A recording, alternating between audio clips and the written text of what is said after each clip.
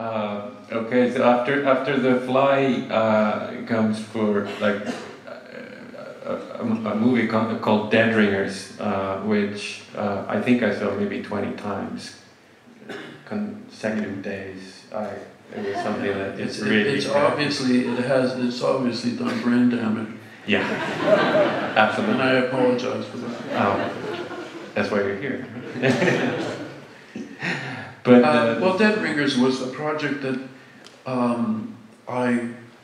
it took 10 years to get that made. From the beginning when I was approached by, well, actually, it was Joe Roth, who was a guy who ended up head of Fox for a while, but at that time he was an independent producer, and it was based on the lives of two actual twins in New York City who were identical twin gynecologists who ended up committing suicide together. And it was the most incredible story that you couldn't make up, basically.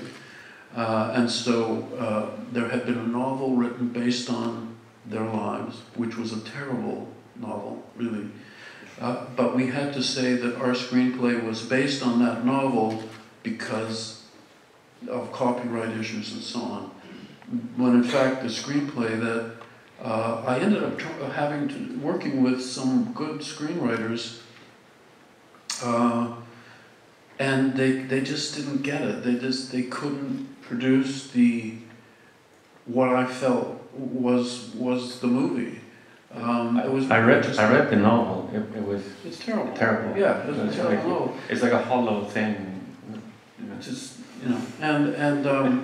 so I ended up writing the screenplay myself with a close friend of mine in Toronto named Norman Snyder, who was a writer and screenwriter, and we wrote it together. And it was totally not based at all on the horrible novel, even though in the credits it says that it is. And that's so that the children of the twin gynecologists would not sue us. That's basically what it is. And it is very fictionalized. It's not intended to be a biography of these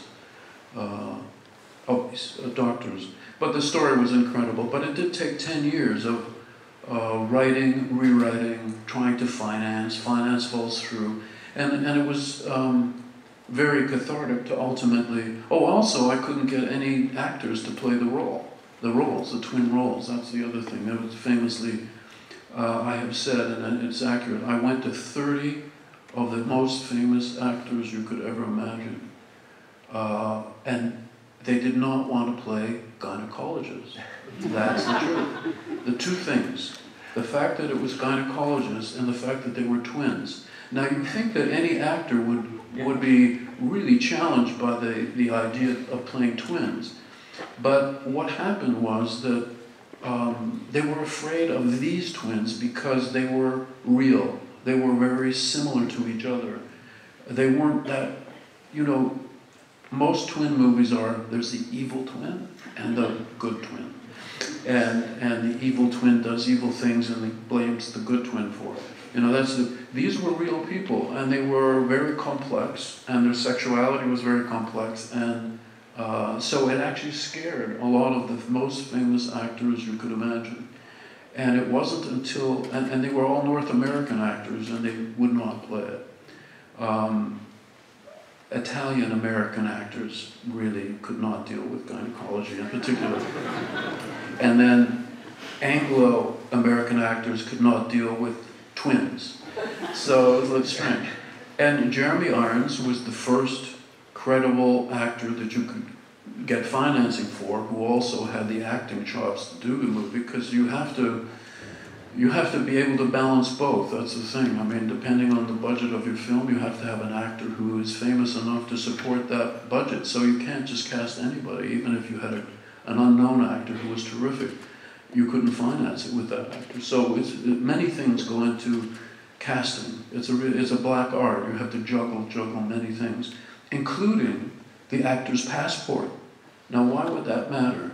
Well, because when you're doing a co-production between Canada and Europe, let's say Canada and France or Canada and Britain, the actors the lead actors have to be from one of the co-producing countries. So you can't have an American actor, even if it's an American character, because it will not fit into the co-producing rules. So for example, in Maps of the Stars, I only have one American actor, technically, because Julianne Moore has a British passport, and Rob Pattinson is British, and so on, even though they're playing American. So these are all the things behind the scene. I mean, no audience needs to know these things, of course, they shouldn't know these things.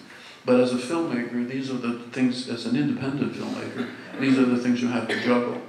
One of the interesting things for me about doing A History of Violence or The Dead Zone was that those were not co-productions, and therefore I could use as many American actors as I wanted. But other films, you really restricted to maybe one American actor, and that's it. So all of these things. So Jeremy Irons was the first credible actor who showed some interest in playing these doctors, and who was not afraid to play the doctors. And even then, because it took so long to get the production together, when I went back to him maybe a year later, he said, no, I've had second thoughts and I don't think. So I had to fly immediately to London and seduce him again. As a double, my second seduction of Jeremy Irons, to get him to play the role. And ultimately he did, and of course he was wonderful in it. And the technology, you know, we weren't shooting digitally then, so we actually had to invent our own technology in order to twin Jeremy in the movie. We used some stuff that ended up becoming standard twin technology before the advent of digital filmmaking, which has made it much easier to twin people. But then it was really quite tricky, very difficult. One shot could take you 2 days to do.